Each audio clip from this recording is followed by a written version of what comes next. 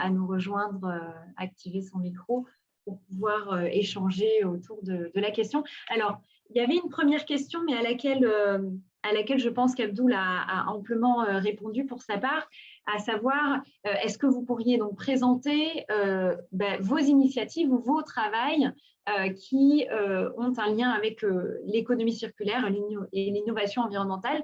Donc peut-être pour Natou, est-ce que tu pourrais nous présenter peut-être l'expérience que tu as autour de ces questions d'économie circulaire et pourquoi tu t'intéresses à cette thématique, donc tout ce qui concerne l'innovation environnementale et l'économie circulaire, avant de rentrer dans le vif du sujet.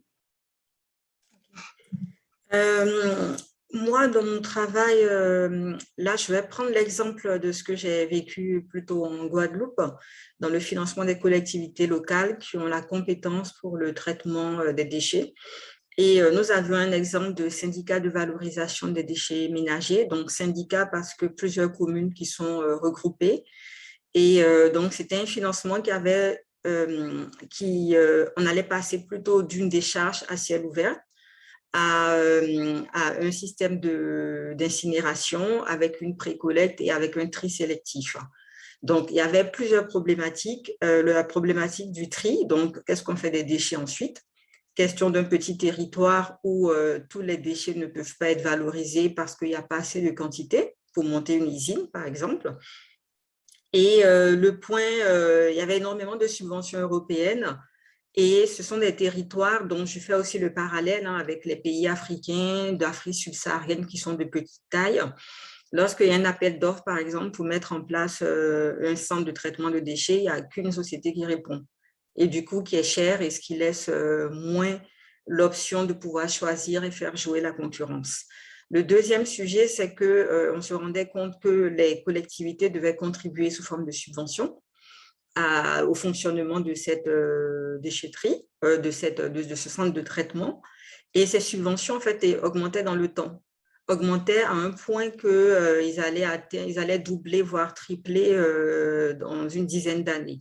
Donc, c'est un projet sur lequel nous avons travaillé énormément. Il y a eu beaucoup de missions, de déplacements et de réunions.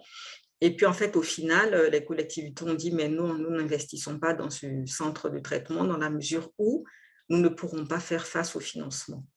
Donc, c'est une expérience qui a été assez marquante, qui, je pense, peut arriver ou arrive en Afrique subsaharienne et que j'ai trouvé aussi passionnant parce que ça regroupe à la fois ce que nous vivons au quotidien, les odeurs, l'insalubrité, le rôle de l'État, le rôle des bailleurs et le rôle des banques commerciales. Merci pour ce partage d'expérience. Alors, peut-être pour ma part, pour faire le lien aussi avec mon expérience, à travers donc, le site internet que j'ai créé récemment qui s'appelle donc Baby Green, je recense en fait les initiatives d'impact en Côte d'Ivoire dans un premier temps. Et j'ai pu, dans le cadre de ce site internet, faire la rencontre d'entrepreneurs sociaux, environnementaux extrêmement passionnants, engagés et qui contribuent, alors de près ou de loin, à l'économie circulaire. Certains sont en plein dedans. Je pense notamment à des acteurs comme Coliba, que Natou a présenté au début en introduction sur l'économie circulaire, qui travaillent autour, comme Abdoul, de la collecte, le recyclage des déchets plastiques, mais aussi tout ce qui est sensibilisation. J'ai pu rencontrer aussi des acteurs associatifs comme l'association Moi Je Trie, encore des acteurs comme BioSafe qui sont des acteurs en Côte d'Ivoire, des jeunes entrepreneurs qui ont développé de l'engrais naturel à partir de déchets organiques. Également des acteurs comme Greenkeeper qui, je crois, a eu l'occasion d'intervenir dans le cadre des webinaires de RSE et PED. Et donc, je constate qu'il y a de plus en plus de jeunes entrepreneurs qui se lancent dans des initiatives qui visent à innover autour de la question environnementale et à aller émerger vers l'économie circulaire.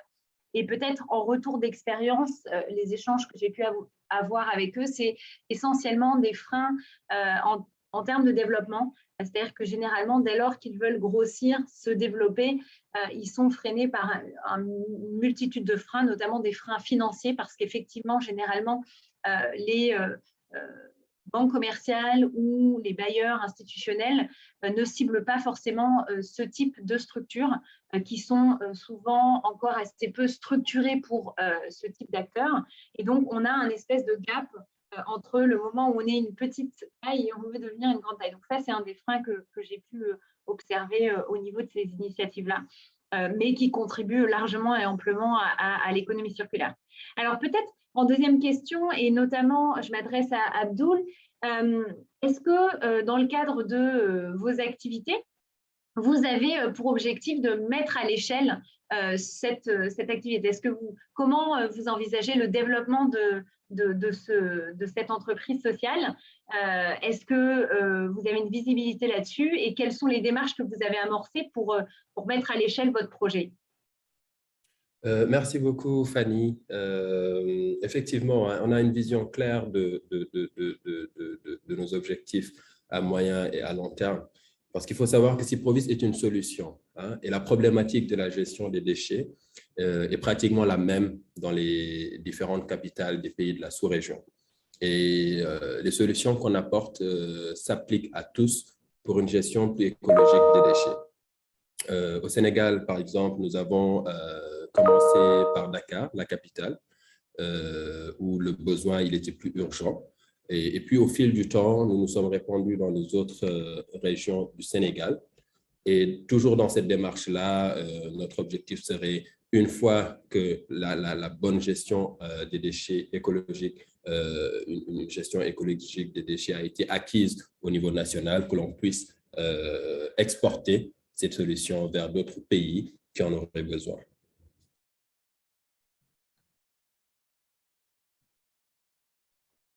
Merci beaucoup pour cet éclairage. Est-ce que dans vos expériences à tous les deux, vous avez été confrontés à des défis particuliers, à des freins dans la mise en œuvre de vos projets, alors que ce soit Cyprovis ou les expériences Natou dans lesquelles tu as contribué, et comment vous avez relevé ces différents défis auxquels vous avez été exposés?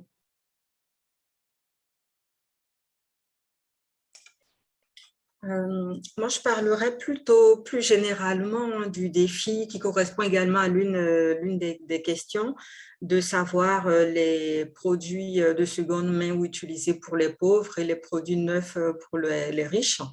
Je pense que comme beaucoup de personnes de ma génération, j'ai tenu à faire des études, à bien gagner ma vie pour pouvoir consommer comme beaucoup plus que ce que les gens faisaient autour de moi. Et puis aujourd'hui, par rapport aux personnes que j'ai côtoyées, aux personnes que je respectais, je côtoyais, qui avaient des moyens et qui faisaient la promotion du recyclage, de la réutilisation, j'ai beaucoup changé personnellement. Maintenant, est-ce que tout le monde va être dans un environnement où on va côtoyer de telles personnes qui peuvent avoir une influence et un impact sur nos manières de faire, notre manière de vivre? Ce n'est pas forcément le cas. Je me suis retrouvée à proposer des vêtements déjà utilisés à une personne qui m'a dit « Ah oui, mais c'est déjà utilisé ». Et l'exemple, c'était juste une ceinture de judo pour enfants que la personne refusait d'utiliser parce que ça avait déjà été utilisé. Donc, je pense que le sujet reste vaste. C'est petit à petit qu'il va avancer. Et là, je rêve de voir une série télé avec la star, le bel homme, la belle fille, riche et tout, et qui est à fond dans le recyclage. Je pense qu'il n'y a que ça qui pourra faire évoluer les mentalités. Donc, au-delà de la question du financement dont vous parliez tout à l'heure, il y a aussi la question de l'éducation, de la sensibilisation pardon, des citoyens, des consommateurs, des clients directement aussi, oui, qui est extrêmement important. OK. Abdoul, est-ce que tu souhaites réagir sur les défis dans ta propre initiative? Oui, rapidement. Hein. Personnellement, le défi majeur auquel nous avons été confrontés était le manque de sensibilisation de la population face aux questions environnementales, comme j'ai eu à le dire tout à l'heure. Hein. La plupart des gens ici au Sénégal ne sont pas conscients de leur impact sur l'environnement. C'est-à-dire, ce sont des gens qui agissent, mais qui ne sont même pas conscients, en fait, de l'impact qu'ils ont sur l'environnement. Donc, et pour relever ou résoudre ce défi-là, on est passé vraiment par la sensibilisation collective auprès de la population, comme on l'a dit, auprès des écoles, auprès des entreprises, pour essayer un peu de changer les mentalités. Même si on est encore très loin de l'objectif, mais on y travaille toujours.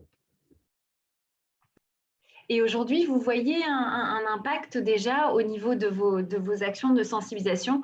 Est-ce que vous évaluez un petit peu les résultats de ces différents programmes de sensibilisation et vous voyez des éléments assez positifs, des changements dans les mentalités, ou c'est encore trop tôt pour le dire, en tout cas pour les bénéficiaires de vos actions?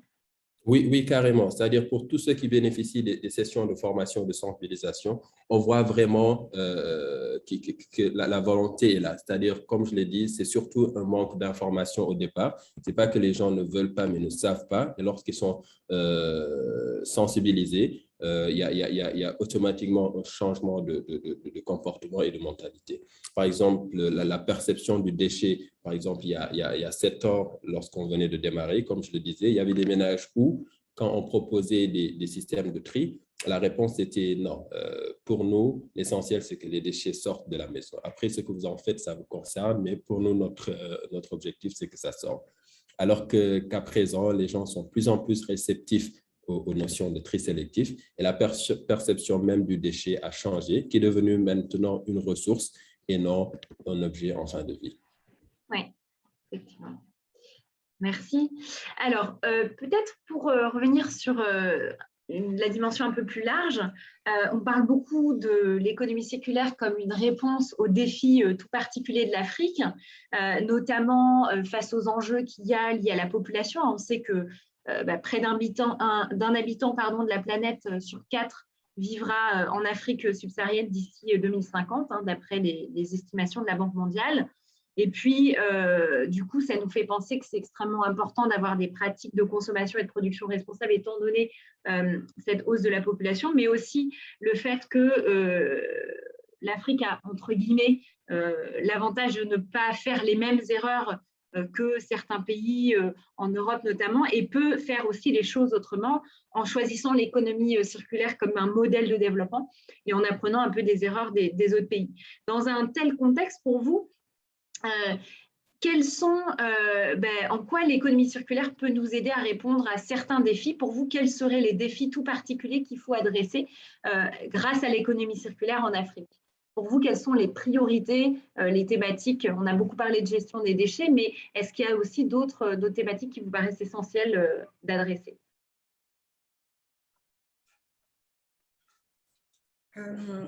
Donc, en termes de...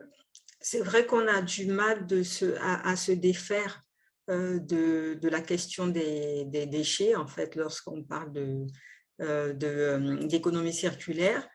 Mais il y a également d'autres importances, puisque avant d'arriver aux déchets, comme on dit, le meilleur déchet est celui qu'on ne produit pas.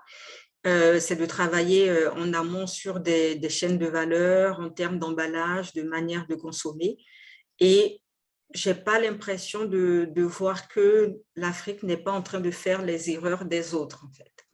Je n'ai pas l'impression qu'il y a cette tendance de se dire que nous n'allons pas faire l'erreur des autres, que les autres ont fait. Donc, je pense que le vrai défi, c'est de pouvoir, entre guillemets, vivre comme nos parents vivaient, en fait. C'est-à-dire continuer à réutiliser les produits, à acheter en vrac, à acheter des produits qui ne sont pas suremballés, donc à pouvoir consommer dans les marchés comme on avait l'habitude de le faire, mais sans plastique à usage unique. Et ce n'est pas forcément la tendance qui est en train d'être prise. Nous avons également parlé de la réglementation. Si on parle des emballages de produits commercialisés, moi, je ne me souvenais pas dans mon enfance d'avoir utilisé autant de sachets de lait ou de cacao à usage unique, alors qu'aujourd'hui, c'est ce qui s'achète de plus en plus. Donc, le défi, c'est de justement ne pas prendre cette tendance-là de pouvoir ne pas faire comme les autres. Et justement, quelles seraient les principales actions à engager pour justement engager à la fois les acteurs publics, mais les citoyens à sortir rapidement de cette voie?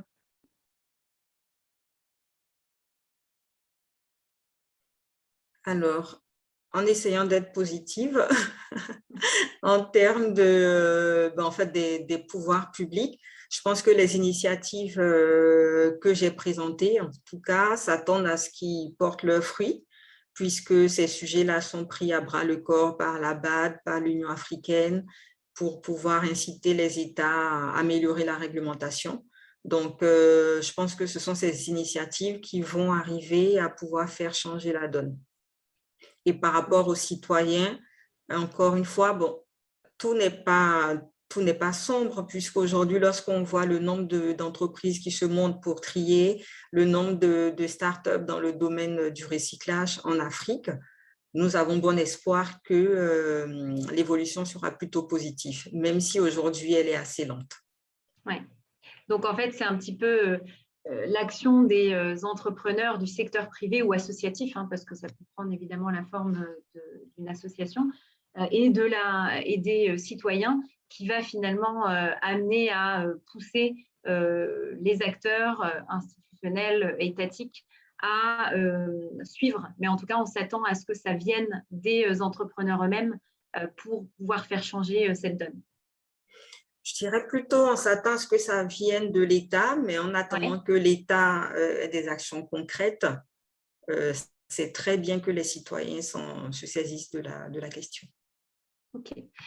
Abdoul, est-ce que tu souhaites ajouter quelque chose? Oui, juste pour rejoindre Natou, hein, je pense que les responsabilités sont partagées. Il y a une part de responsabilité de l'État et il y a aussi une partition qui doit être jouée par le secteur privé. Et je pense que l'économie circulaire, la question en tant que telle pour répondre aux défis, a tout son sens dans la mesure où la mise en place aujourd'hui d'une économie circulaire en Afrique peut permettre de soutenir le développement économique. Ça permettrait de renforcer la durabilité et de limiter les problèmes de santé à venir, notamment par le biais du recyclage, de la réduction de la pollution. Elle exige toutefois, comme on l'a dit tout de suite, hein, une collaboration étroite entre les pouvoirs publics, le secteur privé et les consommateurs. Il ne s'agit pas d'une solution miracle pour le développement, mais je pense qu'elle aiderait certainement l'Afrique à mieux résister aux menaces futures. Ouais.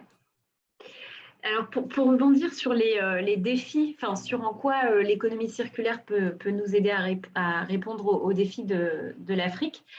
Donc, on a parlé effectivement de la question des déchets, mais je pense aussi à tout un autre domaine qui est le développement des infrastructures, puisqu'on sait qu'aujourd'hui, a priori, environ 60% des besoins ne sont pas en infrastructure ne sont pas encore assez couverts. Et donc, ça, c'est aussi un domaine dans lequel je pense que cette dimension devra être prise en compte autour de la question de la réutilisation des matériaux de construction, par exemple, ou tout ce qui est la récupération de l'énergie. Hein. Donc, autre thématique que les déchets, moi, je pensais aussi au secteur de l'infrastructure où il y a une vraie stratégie de développement autour de l'économie circulaire engagée dans ces secteurs-là.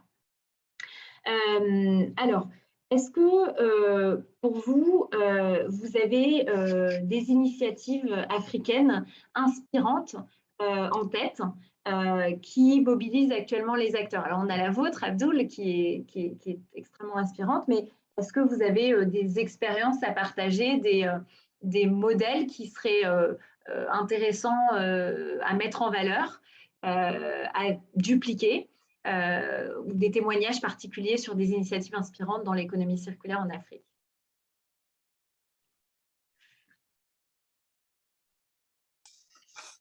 En termes d'initiatives inspirantes, je reviendrai à Koliba, en Côte d'Ivoire, qui fait à la fois de la sensibilisation, du tri, de la formation des personnes en charge de la collecte Et au mois d'octobre, il y a eu un forum du patronat ivoirien et le DG de Coliba a reçu un prix du meilleur entrepreneur de l'année.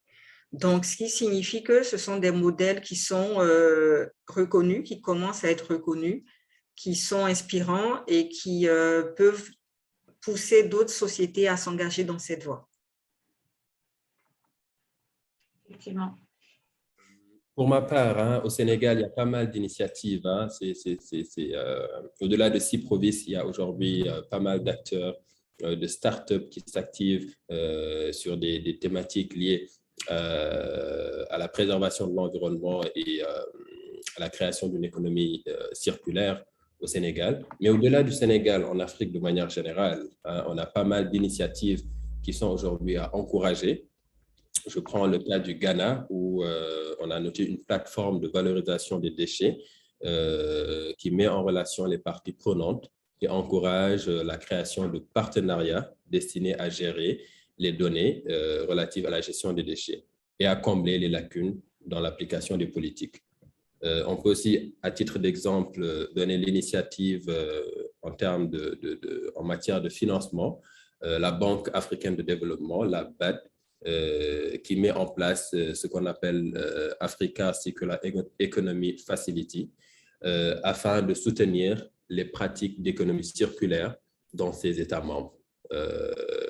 On peut toujours donner aussi, à titre d'exemple, des programmes comme Switch Africa Green, qui aujourd'hui encourage l'utilisation du biogaz, la gestion des déchets électroniques, les D3E, l'agriculture biologique, la création de parcs éco-industriels. Et les pays partenaires de ce programme sont l'Afrique du Sud, le Burkina, le Ghana, le Kenya, pour ne citer que ces derniers. Donc, il y a pas mal d'initiatives quand même. Et comment elles ciblent quoi, ces initiatives? Est-ce que c'est également du financement? Quelles sont les grandes composantes de ces différents programmes? Est-ce qu'elles ciblent les petites structures? Oui, c'est-à-dire, par exemple, pour l'Africa Circular Economy Facilities, qui a été déployée par la Banque africaine de développement, elle a pour vocation de financer des activités qui vont aujourd'hui permettre de créer une économie circulaire. Par contre, pour d'autres initiatives comme celle dont j'ai parlé au Ghana, qui aujourd'hui est juste une plateforme de mise en relation et qui permet aujourd'hui d'avoir des données fiables sur la gestion des déchets. Ok, très bien.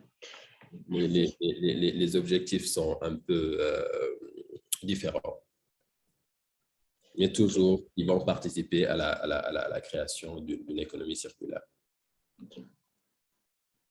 Alors, j'en profite pour donner aussi des exemples d'initiatives inspirantes aussi que j'ai eu l'occasion de découvrir en Côte d'Ivoire. Et j'en parlais très brièvement tout à l'heure, notamment BioSave, qui est une start-up ivoirienne qui, il me semble, a reçu un award il y a tout récemment pour meilleure initiative écologique, je crois, en Côte d'Ivoire. Et donc, c'est une start-up, pour donner un exemple, qui a été créée en 2018 par 3 jeunes diplômés, donc très jeunes. Et en fait, c'est une start-up qui récupère les déchets organiques agricoles auprès des fermes, des agriculteurs, en fait, dans la région de Daloa. Et donc, ces déchets sont généralement des cabosses de cacao, de son, de riz, et également aussi des déjections animales. Et ces déchets-là sont transformés en du compost naturel. Donc, en fait, c'est de l'engrais, de l'insecticide qui sont naturels et qui sont ensuite commercialisés auprès des agriculteurs pour restaurer leur sol à un coût moindre que ce qu'on va leur proposer généralement, et ce qui permet aussi en plus de préserver et surtout leur santé et l'environnement. Donc, c'est également intéressant parce qu'ils ont développé une application mobile qui est assez innovante, qui décrit les différentes étapes pour produire soi-même son propre engrais et insecticide bio à partir de ces déchets organiques. Donc, c'est pas simplement de la collecte et de la transformation pour revendre ces insecticides, c'est aussi aider les agriculteurs à le faire eux-mêmes. Et donc, c'est des applications qui sont disponibles en plus en langue locale et qui permettent d'être utilisées par des personnes qui, par exemple, sont analphabètes. Donc, c'est extrêmement bien fait.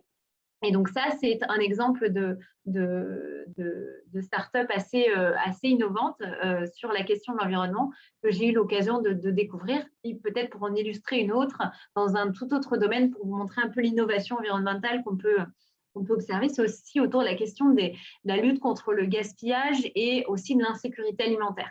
Donc, c'est une entreprise sociale également qui s'appelle Foodwise, qui d'abord a été créée, je crois, à Madagascar et qui est aussi présente en Côte d'Ivoire. Et en fait, donc ils interviennent dans la lutte contre le gaspillage alimentaire. Et en fait, ils récupèrent Foodwise récupère auprès des hôtels, des supermarchés, des restaurants, des traiteurs ou d'entreprises qui produisent de la nourriture, pardon, eh bien, les restes de nourriture.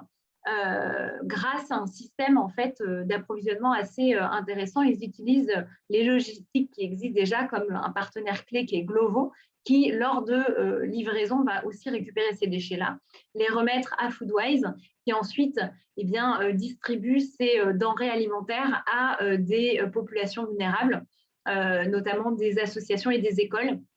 Donc, par exemple, depuis sa création en 2019, en 2020, pardon, c'est assez récent, ça fait un an, il y a 128 ONG écoles qui ont pu servir 1 300 000 repas en Côte d'Ivoire grâce à ça. Et en parallèle, cette entreprise sociale organise aussi des actions de sensibilisation au gaspillage alimentaire pour justement, encore une fois, travailler sur cette autre dimension qui est extrêmement clé dans l'économie circulaire, c'est le citoyen, le consommateur, pour le sensibiliser au gaspillage alimentaire et son rôle qu'il a à jouer aussi dans la baisse de sa production de déchets. Donc ça, c'est aussi extrêmement intéressant comme initiative que j'ai pu observer en Côte d'Ivoire. On voit que dans plusieurs pays du monde, les pouvoirs publics ont compris que l'économie circulaire, c'était une voie créatrice pour à la fois l'économie, comme vous le disiez, ça permet de créer de l'emploi, ça permet de tirer un pan de l'économie informelle dans le formel, ça permet également d'adresser des problématiques climatiques par rapport aux déchets. Mais moi, ma question aujourd'hui, c'est qu'est-ce qu'il faudrait faire en Afrique en particulier pour convaincre les pouvoirs publics de s'engager davantage dans cette voie. Pour vous, peut-être si on se projette à l'horizon 2030, quelles sont les transformations qui auraient été nécessaires pour assurer une transition réussie vers un futur circulaire? Donc pour vous, c'est quoi les éléments clés pour pouvoir réussir cette transformation en Afrique et impliquer les acteurs publics, comme vous l'avez dit, qui sont clés dans cette démarche-là? Je vais laisser la parole à Abdul. Merci Natou, merci Fanny. Pour ma part, afin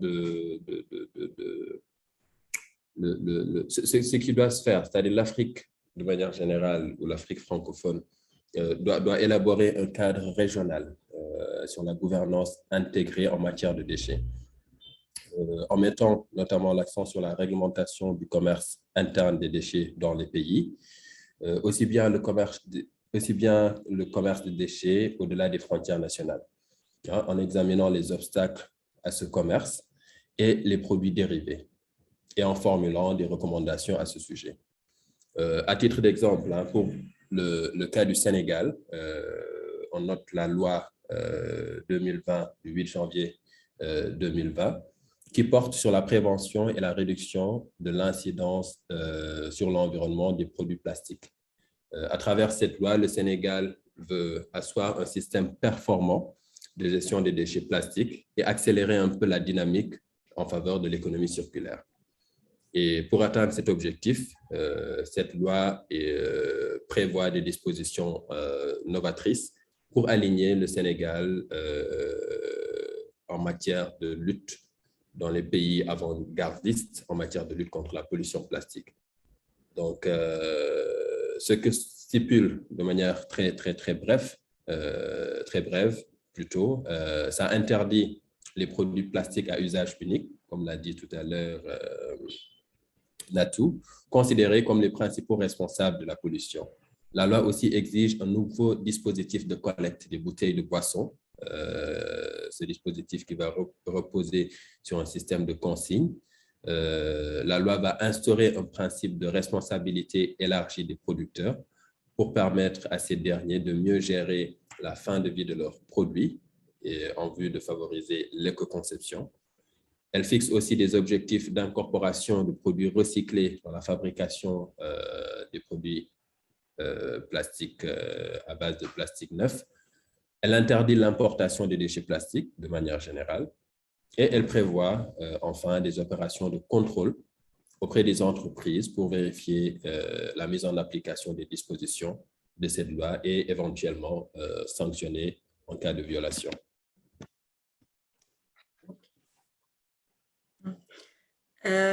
Donc, pour répondre à la question de Fanny de ce qu'il faut faire pour engager encore plus les pouvoirs publics, j'ai envie de dire le sujet n'est pas forcément les lois en fait, parce que publier une loi, c'est très facile. Dans tous les pays du monde, il y a des lois sur ces sujets-là et la loi qui va interdire aux entreprises de ne pas trier, qui va demander aux entreprises de trier leurs déchets, de ne pas utiliser du plastique, c'est assez relativement facile à recopier et le sujet, c'est l'application de la loi. Et comme le disait, je pense que c'est Placide, c'est pas appliqué pour des raisons entre autres de corruption et autres, mais le sujet, c'est pas la loi, c'est comment est-ce qu'elle est appliquée et qu'est-ce qui va pousser nos pouvoirs publics et également nous, en tant que citoyens, à ne pas, par exemple, accepter lorsqu'on contrevient à la loi de donner un billet. C'est vraiment ça l'enjeu principal et la problématique. Absolument, oui. Ouais, après, il ne faut pas se faire d'illusions. Si je prends le cas de l'Europe ou de la France, les politiques en général sont en retard sur ces sujets-là. Et ce sont les citoyens, les ONG qui les poussent en jouant sur l'argument de la réélection à pouvoir prendre des bonnes décisions. J'ajouterais aussi que peut-être qu'il y a tout un travail aussi à faire de sensibilisation, d'éducation et de renforcement de compétences, non seulement des citoyens, mais pas que, aussi des autorités pour favoriser un peu le cadre et l'émergence de cette économie circulaire, mais surtout de démontrer l'intérêt de l'économie circulaire pour solutionner d'autres problématiques de taille qu'il y a en Afrique, notamment la problématique de l'économie informelle. Il faut arriver à faire le lien, je pense aussi, et expliquer en quoi l'économie informelle est aussi un acteur important de l'économie circulaire et en quoi ça peut y répondre. Et surtout sur la question des déchets, qui est quand même un volet extrêmement important.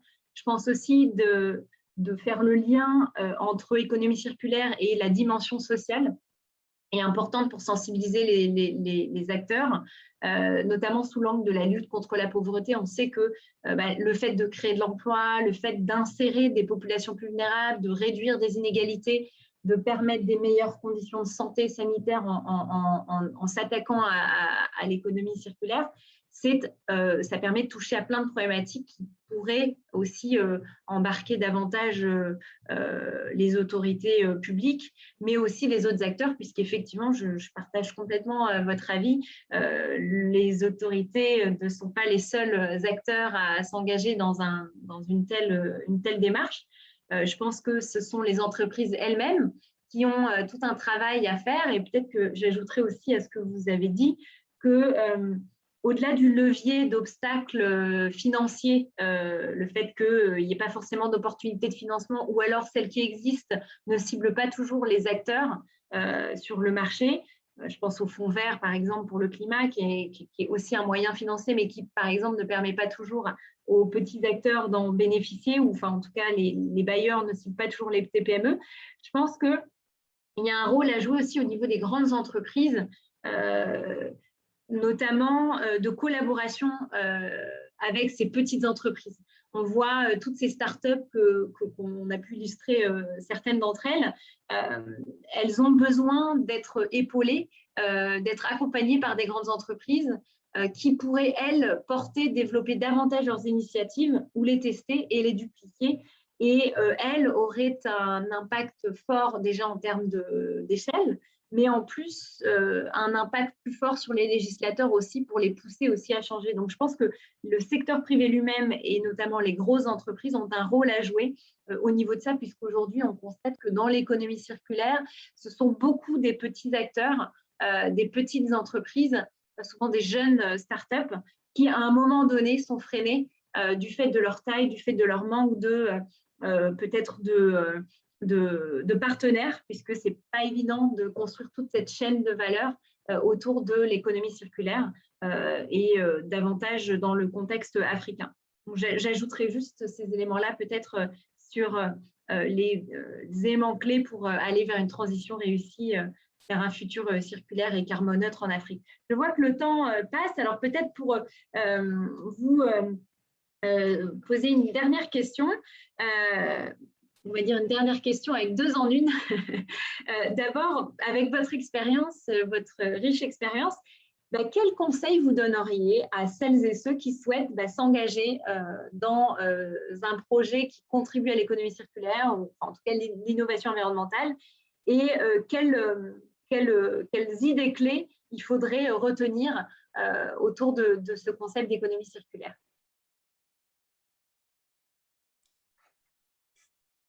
En termes de conseils, ce serait dire il y a de l'activité à créer, pour des produits qui aujourd'hui ne sont pas encore recyclés, par exemple. Donc, c'est de demander aux personnes de commencer petit et puis de persévérer, parce que les prêts vont vers ceux qui ont déjà prouvé, en fait, qu'ils peuvent.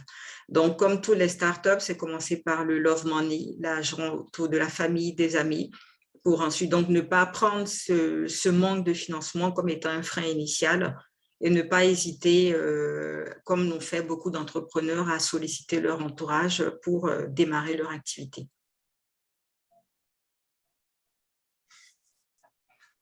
Pour rejoindre Natoua, par rapport au conseil que je donnerai, et ça, je pense que pour l'avoir vécu personnellement, à ceux qui veulent s'engager dans l'économie circulaire, je leur dirais, lancez-vous.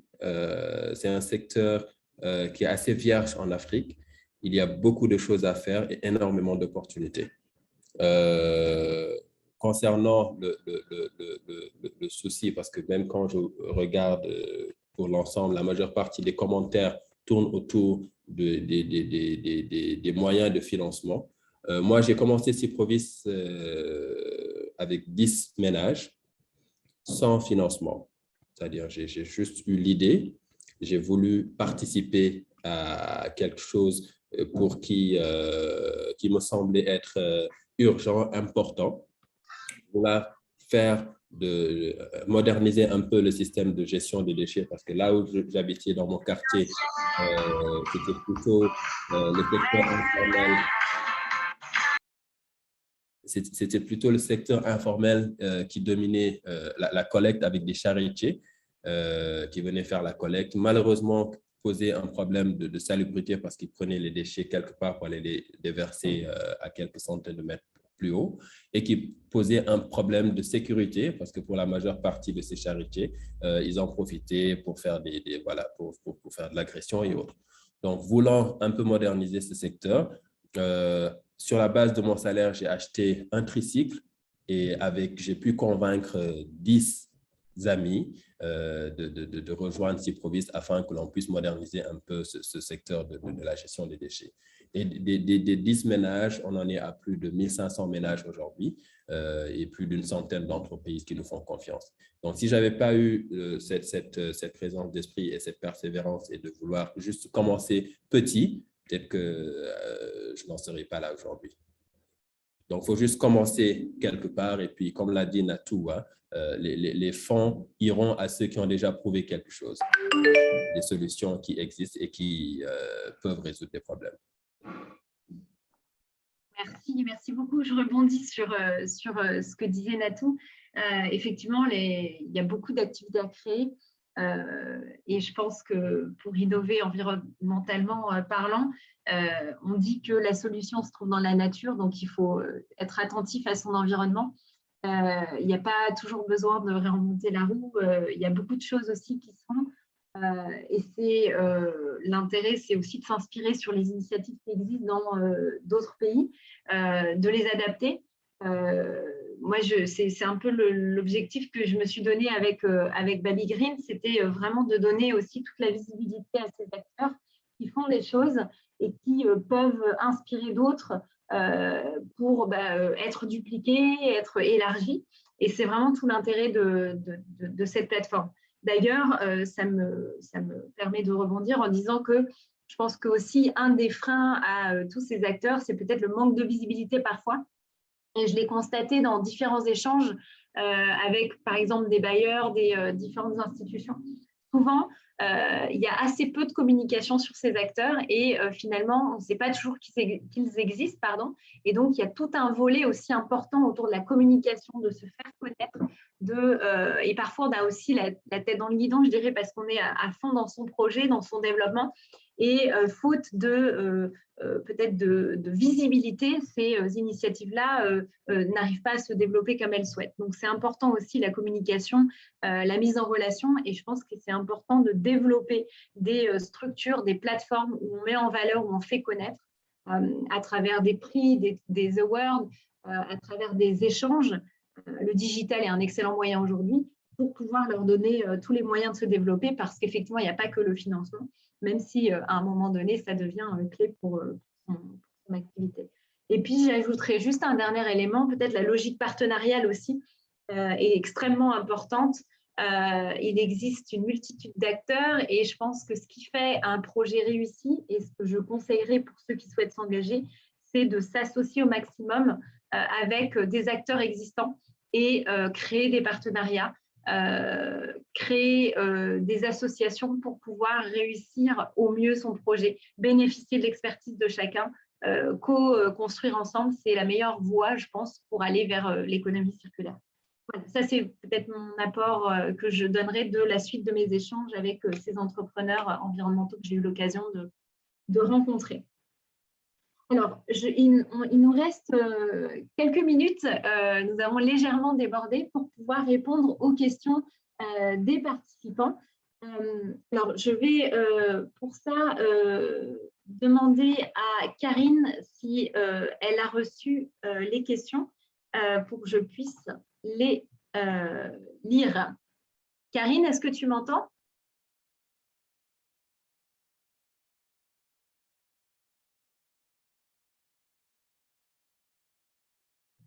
Alors, je ne l'entends pas. Attendez 2 petites minutes, je lui fais juste un message.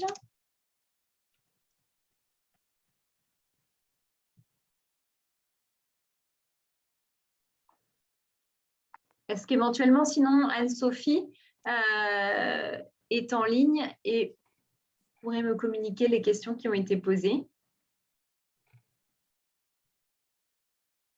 Oui, alors Fanny, je crois que comme tu le vois, Karine a un bug. Ah, oui. Du coup, tu ne vois pas la boîte de discussion? Alors, ça y est, je l'affiche, c'est juste que le temps de descendre. Alors, on avait effectivement quelques questions. Alors, il y a Cyprovis. Alors, ça, c'est une question qui est adressée à Abdoul. Cyprovis est-il actif dans les zones urbaines et rurales? Si oui, quelles ont été vos expériences, vos défis et vos résultats? Et dans quelle région, zone travaillez-vous au Sénégal? Alors, je crois que tu as déjà répondu un petit peu, mais je te laisse compléter. D'accord. Oui, effectivement, on travaille beaucoup dans les zones urbaines et aussi bien dans les régions du Sénégal, hein, à savoir la région de Thiès et de Mbour, qui sont les plus proches de Dakar. Mais sur la partie éducation et sensibilisation à l'environnement, on n'a pas de frontières. C'est-à-dire aujourd'hui, que ce soit à Kédougou, que ce soit à Kaolack, si on doit faire des ateliers de sensibilisation au profit de la population, au profit des écoles, on n'a pas de limite géographique sur ces activités. OK, merci. Alors, on pose aussi la question si vous collaborez avec UCG et également concernant les polluants comme les PCB, comment faire pour les éliminer? Donc là, c'est peut-être plus à vous aussi, à toi aussi, Abdoul, concernant le plastique. Tout à fait. On travaille en collaboration avec l'UCG, qui aujourd'hui est le département de l'État qui est en charge de la gestion des déchets au Sénégal. Mais nous sommes en avance en fait par rapport à l'UCG sur les questions de tri sélectif de recyclage. Parce que comme je l'ai dit au départ, aujourd'hui, le système de gestion des déchets national n'intègre pas encore le tri sélectif. Donc, ils sont quand même très séduits par les solutions qu'on propose, même s'ils ne sont pas encore prêts en termes de logistique, en termes d'organisation interne pour mettre en place le tri sélectif à grande échelle, c'est-à-dire au niveau national. Mais en termes de collaboration, effectivement, on collabore de manière permanente avec l'UCG. Pour ce qui est de la gestion des déchets, notamment les déchets plastiques, nous les revalorisons, aussi bien le PET, le PEHD, le PP, donc ensemble de divers types de plastiques qui aujourd'hui sont recyclés ici au Sénégal. Et à travers le procédé de pyrolyse aussi, il y a certains plastiques impropres au recyclage qui aujourd'hui vont intégrer cette filière. Super.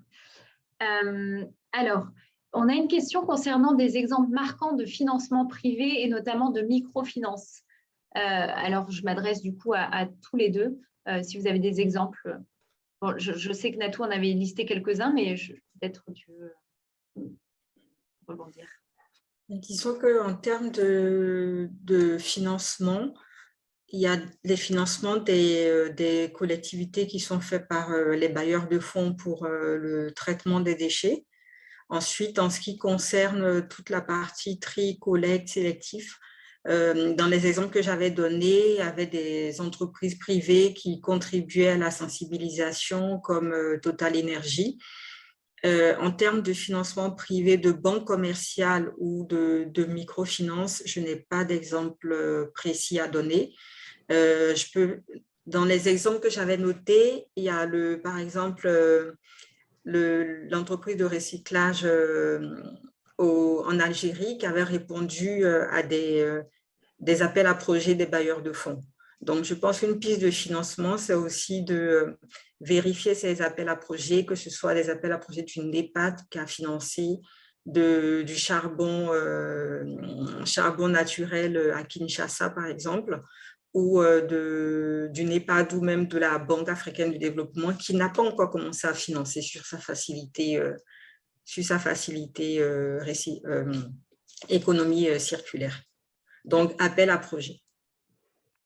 Effectivement, et pour compléter, selon que la structure juridique du projet, on peut observer que parfois il s'agit de dons. Quand on est sur des schémas, par exemple, d'associations, on observe pas mal de dons, soit de bailleurs qui ont aussi des enveloppes de dons en parallèle à leurs activités de financement de prêts.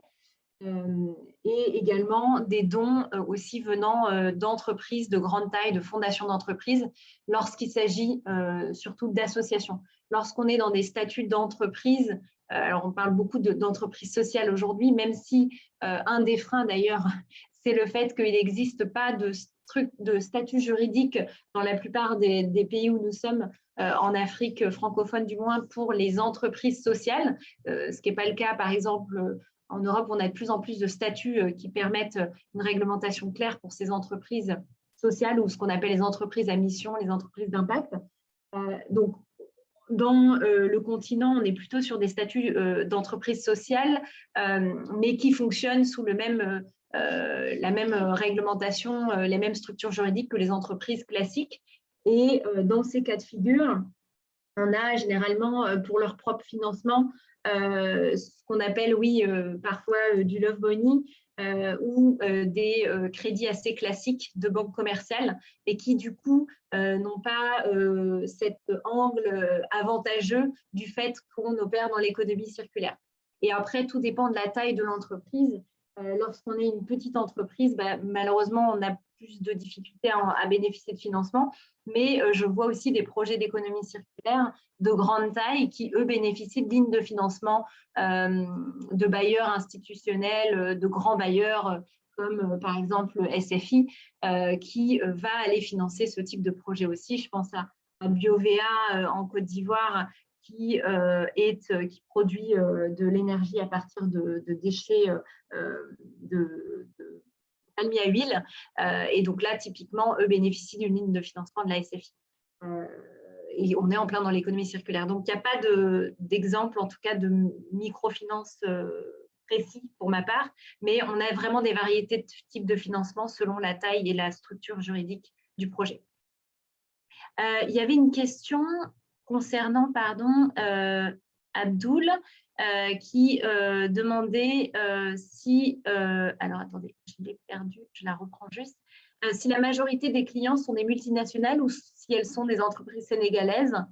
Et est-ce que vous pourriez détailler un peu plus sur le service qui est proposé aux ménages? D'accord. Concernant nos partenaires entreprises, c'est un mix des deux. C'est-à-dire, on voit des grands groupes comme FH, comme le groupe Orange et autres, hein, comme la Commission européenne et autres avec qui nous travaillons. Mais on a aussi des entreprises sénégalaises nationales comme S3E, qu'on peut citer, comme AGTS, aujourd'hui avec qui nous travaillons. Sur cette partie comme la CDC, la Caisse de dépôt et de consignation avec CACO. Donc, des entreprises qui nous font confiance sur cette partie gestion des déchets, mise en place de tri sélectif. Donc, c'est plus une clientèle mixte, on va dire.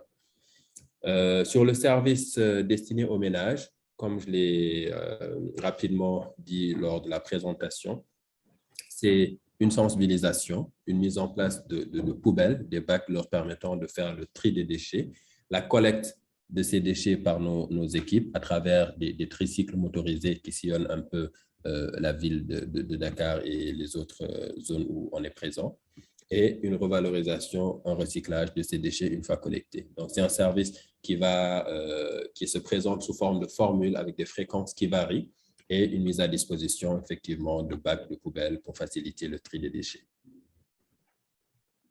Super. Merci beaucoup. Alors, il y avait une dernière question sur la recherche d'informations sur l'évaluation de l'empreinte carbone par l'approche ACV.